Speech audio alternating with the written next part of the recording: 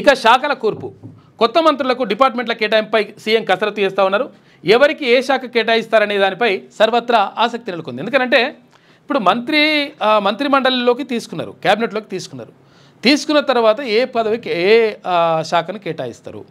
ఇప్పుడు ఉన్నటువంటి మంత్రుల నుంచి కొన్ని శాఖలు మారుస్తారా, లేకపోతే ఖాళీకి ఇప్పుడైతే ఏదైతే ముఖ్యమంత్రి దగ్గర ఉన్నటువంటి మంత్రి పదవులు అయితే ఉన్నాయో ఆ మంత్రి పదవులను కేటాయిస్తారా అనే దానిపైన ఇప్పుడు చర్చ జరుగుతూ ఉంది. చూడాలి మరి ఎవరెవరికి ఏమేమి జరుగుతుంది అనేది.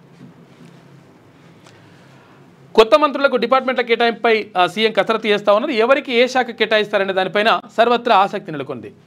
రాష్ట్ర కేబినెట్లోకి కొత్తగా తీసుకున్న 3 మంత్రులకు శాఖల కేటాయింపుపై సీఎం రేవంత్ రెడ్డి కసరత్తు ప్రారంభించారు. ప్రస్తుతం ఇతరులకు కేటాయించగా మిగిలిన ఎడ్యుకేషన్, హోమ్, తర్వాత municipal and urban development, mining, స్పోర్ట్స్తో పాటు ఎస్సీ, ఎస్టీ, మైనార్టీ వెల్ఫేర్ డిపార్ట్మెంట్లు సీఎం వద్దే ఉన్నాయి.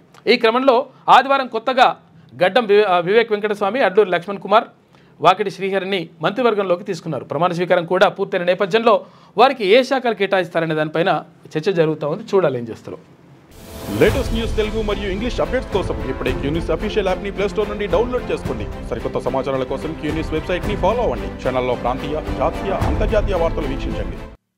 లైక్ చేయండి.